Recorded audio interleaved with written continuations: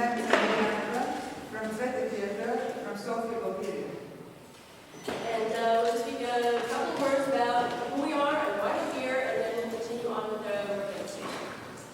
So a little sort of background.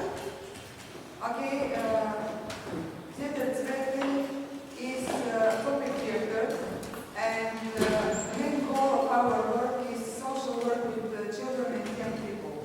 And working on this area, we have a lot of work of children without parents, without parent care, with handicapped children, victims of violence. And in this area, we were involved in work for Kosovo children in Makedoniju refugee camp in 1999, and then we met Positive Theater. In the refugee camps in 1999. The next year we decided to work together, to collaborate, to create a piece that would deal with conflict and resolution. And we put together a non-verbal version of Romeo and Juliet, which we toured throughout Kosovo. And at that time, of course, it was a very difficult situation. The next year we came here to Serbia, and we toured in Serbia and also in Bosnia. And our purpose here this year, our fourth trip to Baltimore for Bosnia Theater, is to work with other theater companies that we have met in our travels. So first, just 4 weeks ago, we were in Albania working with a theater company called Teatar Tsvete in Njujork. Then we were at a theater festival in Elbasan. Then we were in Makedonija working with a theater company called Behaviour. And then in Kosovo with Theater Dodona, and also working with other theater companies that we met along the way. What we have to report is that, as you can imagine, in Albania it's very isolated, and we would encourage more collaboration with the actors there because they don't really get very much, they don't see very much. Our hopes and our job here this time is to kind of create a network between different theater companies to facilitate or encourage the collaboration between artists, because I think that artists reach out the best and reach out first, and artists will cross borders in ways that politicians don't seem to be able to be as successful. So our hosts here are DAH Theater, and we are going to give information on all the places that we've been and all the really very interesting artists that we've met along the way. Particularly in Kosovo, there are a lot of new young groups coming up now that are interested in both the physical theater of on-street theater and this kind of special object theater that Teatar Tsvete does. So today we're going to present a little bit of our work processes, the work process of on-street theater and the work process of Teatar Tsvete. Because we are sure that collaborating our skills, we reach our technical language, and actually is the best way to contact between colleagues and enrich expression of their arts, and fight for our goals for peace and tolerance. Yes. Now, see our performance. Yes, I think it's a fight going on behind me. Okay. On-street theater is a physical theater company, and these are few of the actors who are on-street theater. We've traveled very widely over the last 25 years, and in that time we've gathered many different kinds of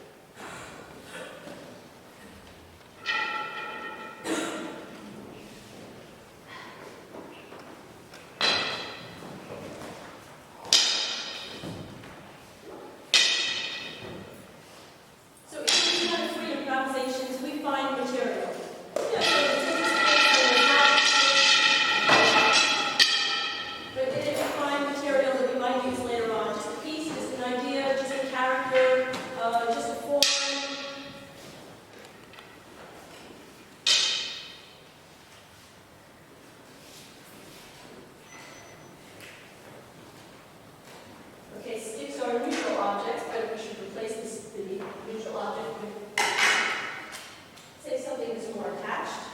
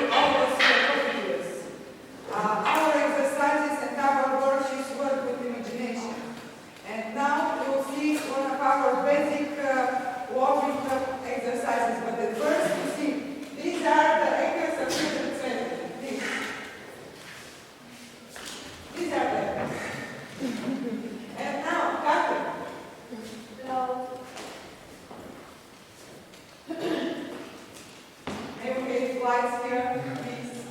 Okay, thank you. Okay, this is Dana, and this is Billy, and now we'll see Kosovo. These are the actors. And now, one of our basic exercises. This is Peter. Let us see Peter. Okay. Early in the morning, he walks to the office.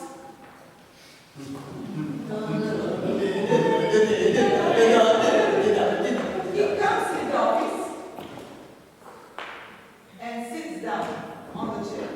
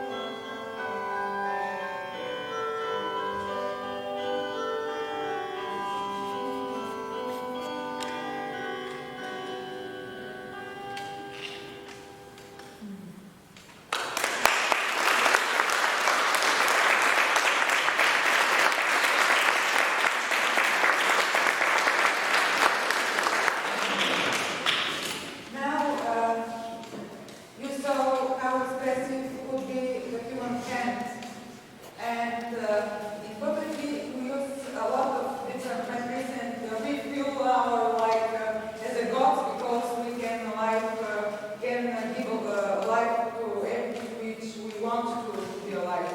And now we'll see our next sketch called Metamorphosis.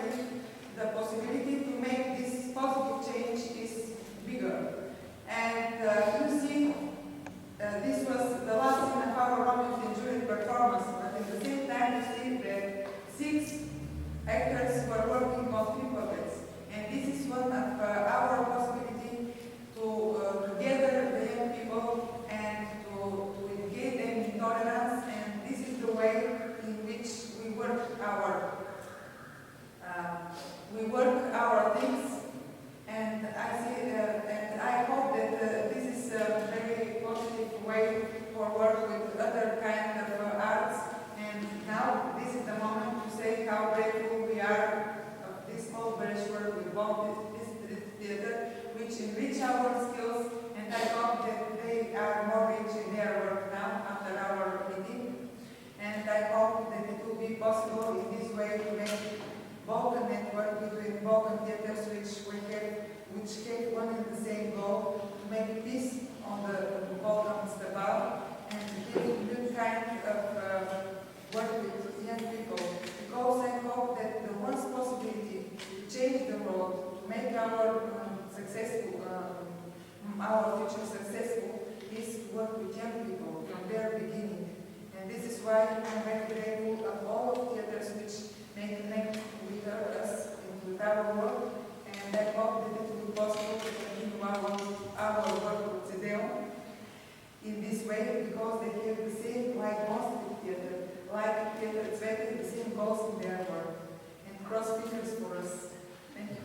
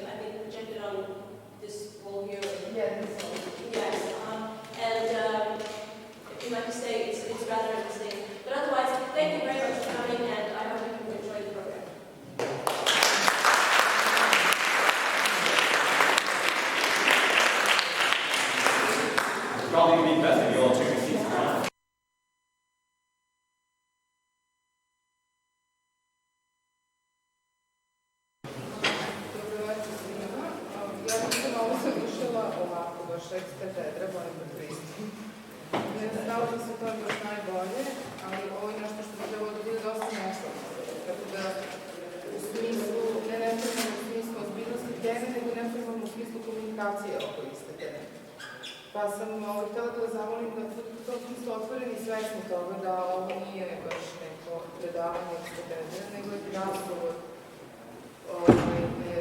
na temi vezano za neke projekte i planove koje treba da se dese u ovoj godini, ja se nadam.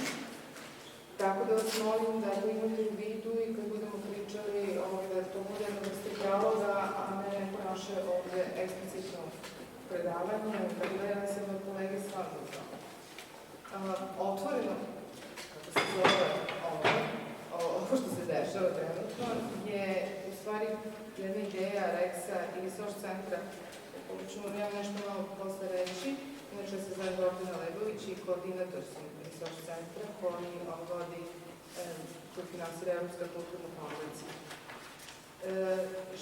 Osnovna stvar je da se u stvari tokom vremena, ako je to moguće, a ja se nadam da će biti, ovde u Reksu predstavljaju razne projekte koji su vezani za Resource centar i koji nisu vezani za Resource centar ili su vezani za Reks ili ne moraju čak biti uopšte vezani za jednu instituciju, nego prosto su projekti koji imaju priliku da se predstavljaju, da se njima projektima otvoreno razgovara u vreme njihovog formiranja i dešavanja, prosto kao neka kreativna opcija da se projektima pomogne i da se ljudi sa njima upoznaju, da pomognu realizaciju projekta svojim idejama, kontaktima, pitanjima.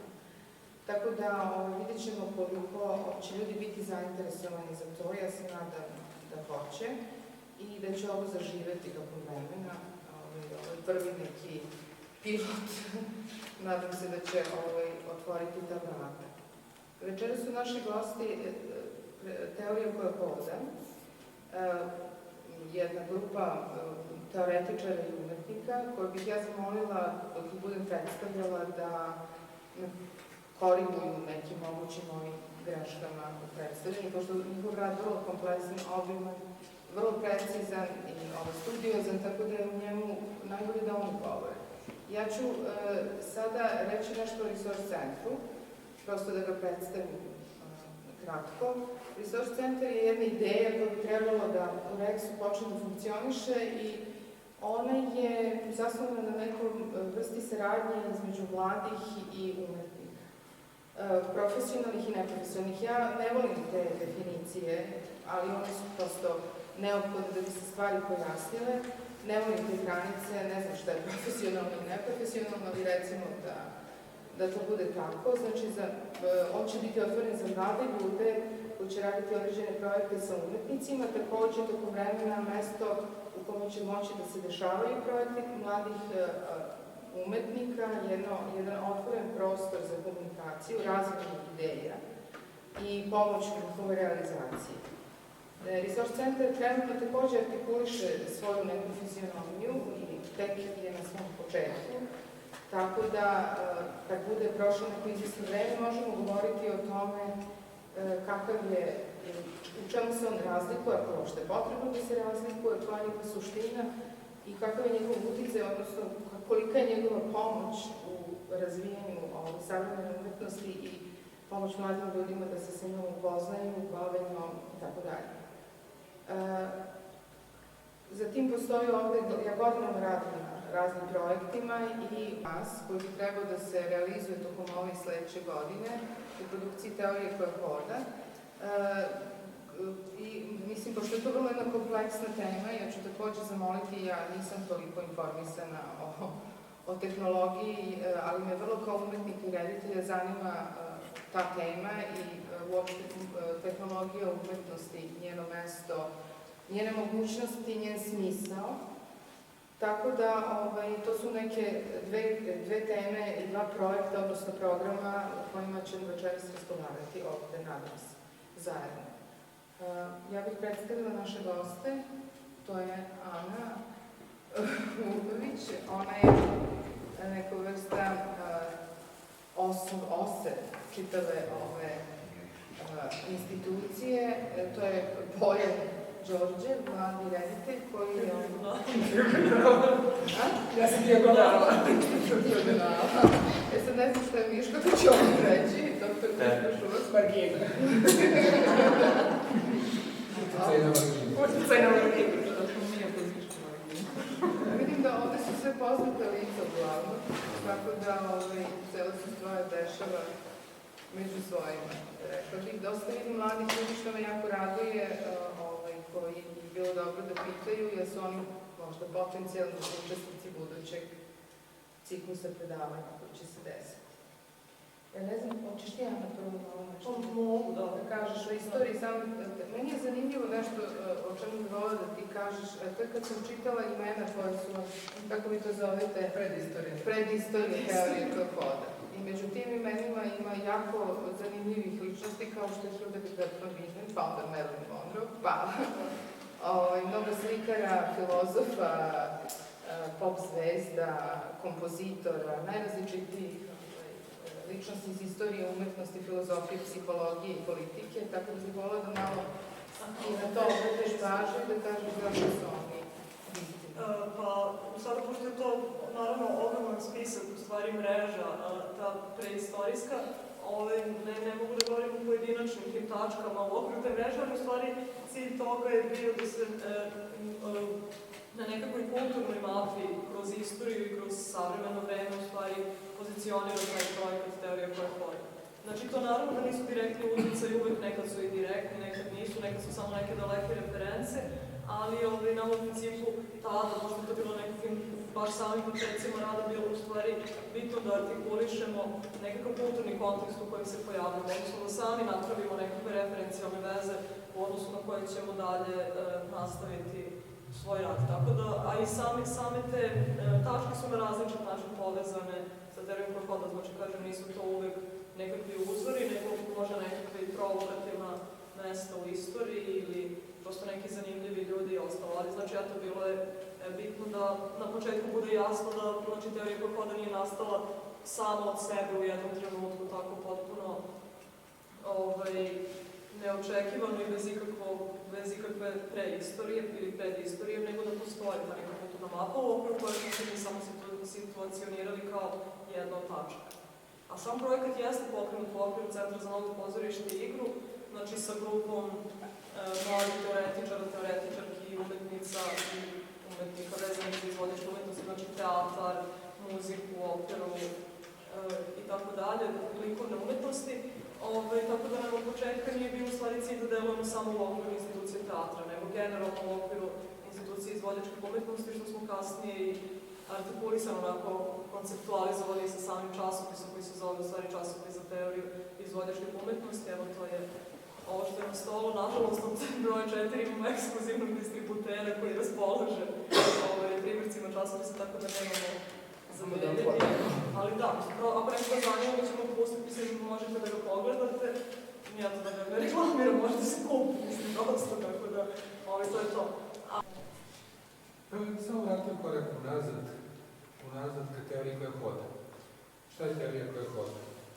Pa to je teorija koja ima svoje telo i koja pokazuje svoje telo. Ovo što sam sad rekao jeste eksplicitno, da kažemo, poststrukturalistički stav. Nekada se uvijek smatralo da praktičari se bave praksom, oni su talentovani, nisu naročito inteligentni, ali imaju sposobnosti da stvaraju svet. I dolaze oni koji nisu naročito talentovani, nisu sposobni da stvaraju svet, ali su štreberi, dobri đaci, čitaju knjige, bave se teorijom, interpretiraju ove druge onima koji ništa ne razumeju, to je publika. To je otprilike klasična modernistička šema na kojoj umetnost funkcioniše. U tom smislu, ovi koji se bave teorijom, oni su nekako idealni. Njihova teorija je stvar misli, ezoterije jezika, reči. U savremenim teorijama, koje potiču, na primjer, od Umberta Eka, Rolanda Barta, pa preko Žaka Lakana, do sasvim savremenih mislilaca kao što je Gladije, javlja se ideja da zapravo značitelj prodire u znak, da se pokazuje materijalno telo teorije.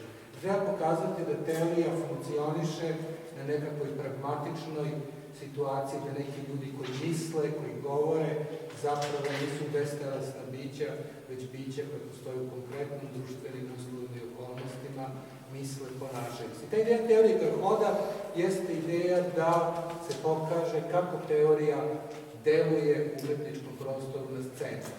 I to je jedan obrat koji postoji uvek u 20. veku, koji jeste marginalan, a danas, zahvaljujući tome što je jedan broj pripadnika te margine, postoje predavači na raznim umetničkim školama, od Massachusettsa pa do Kurdistana, zatim do onih koji objavljaju knjige, časopise i tako dalje, pokušavaju da pokažu da ta marginalnost jeste veoma bitna. Prvi stupanj ili prvi kurs može se nazvati šok terapija. On je vezan prečutno znanje, to će se primati. Polazna pozicija je prepoznaje i tumačenja izvestih tekstova koji su vezani za umetničku filozofsku tradiciju, to su pre svega novi svaj kulturalizam, zapravo od Barta pa na ovaj. Ako bilo koga nešto zanima od ovoga što pričamo, ne mora naravno da sačeka da se sve odnosi do kraja, tako da vaša pitanja mogu da usmeravaju dalje predstavljanje. Mi pričamo sad ono što mi smatramo bitnima, možda je vama nešto ponavljati. Hvala na pitanje. Imaću jedno pitanje.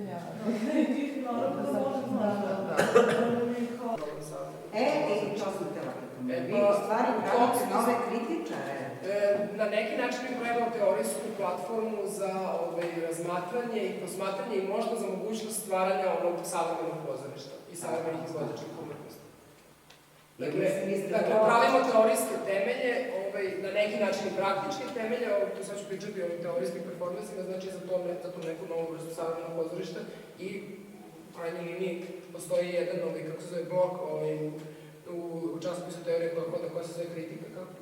Ima rasprave ili kritike? Rasprave ili kritike koje se konkretno bave akutnim situacijama, kako se zove kritike ili nekih kako da kažem, problema u okviru baš savremenih izvođačkih umetnosti vezanih za baš ovu sredinu.